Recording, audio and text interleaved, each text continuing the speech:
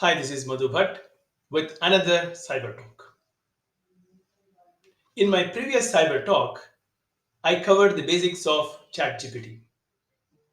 Today, let's discuss whether ChatGPT a cyber threat or not. Cyber experts have opined that ChatGPT gives new ammunition to cyber criminals to intensify their attacks. In fact, an interesting article from Harvard Business Review stated that ChatGPT opens up new avenues of attack for the hackers. Question is, are we exaggerating this or is this real worry? We need to look at this from various angles. Firstly, sophisticated phishing and social engineering attacks. A general tip offered to the people to protect themselves from phishing attacks has been to look for grammatical mistakes or spelling errors in emails they would have received from phishers. ChatGPT's ability to generate flawless communication eliminates such errors. Communications generated from legible companies would have gone through numerous iterations within their communication teams to get to the professional level of writing. But ChatGPT can produce such a proficient level of communication within few seconds. This doesn't need any communication or English language skills for one to generate such a sophisticated content. This will eliminate an option for general public to separate phishing from real email from a legible sender. Agree, this is definitely not a good news to you and me, but the fact remains same that we need to be even more careful now. Basic rules of protecting us remain the same. For example, if you think you've received an email from your banker that you should be providing permanent account number, I mean, it seems like a legible email, but then the question is, are you going to respond with the permanent account number? I would rather visit the nearest branch to confirm whether it's a real ask. Social engineering actually leverage our psychological weakness to gain control of our computer system via manipulation, deception, and influence. Elegant way ChatGPT creates content, including creative ones. The view from the experts is that such content can be used for increased social engineering attacks. Increased awareness is the only weapon, as always, we have against criminal hackers.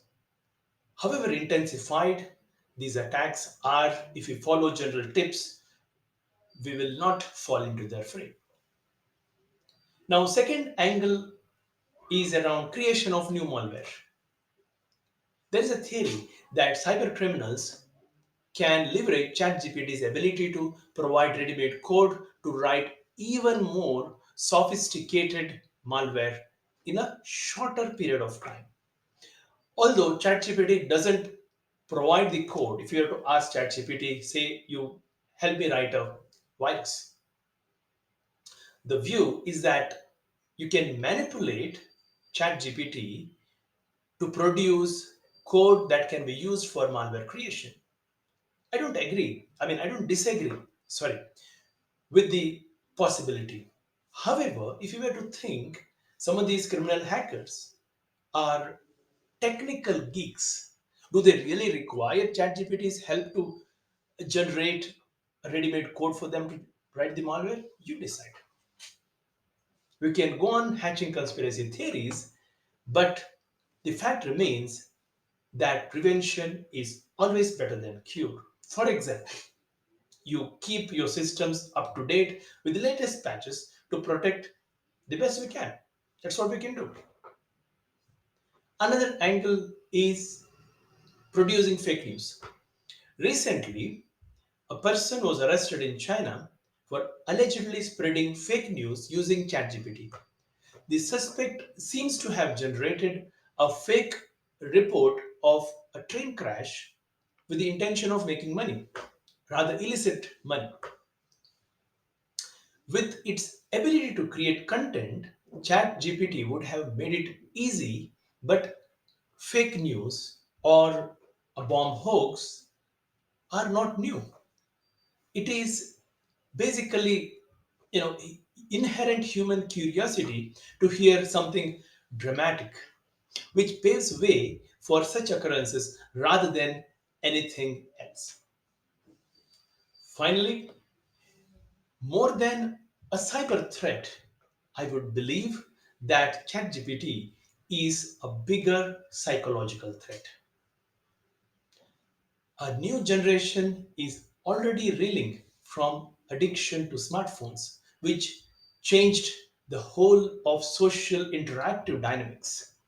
We see people living in a virtual social networking rather than real world. Chat GPT, if you were to look at it, it's even more powerful. If you try interacting with it, you get a feeling that you're interacting with someone else. You feel that there is someone else there chatting with me.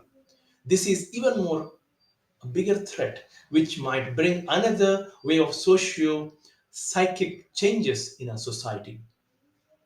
Thus, I would see this as a bigger threat than a cyber threat.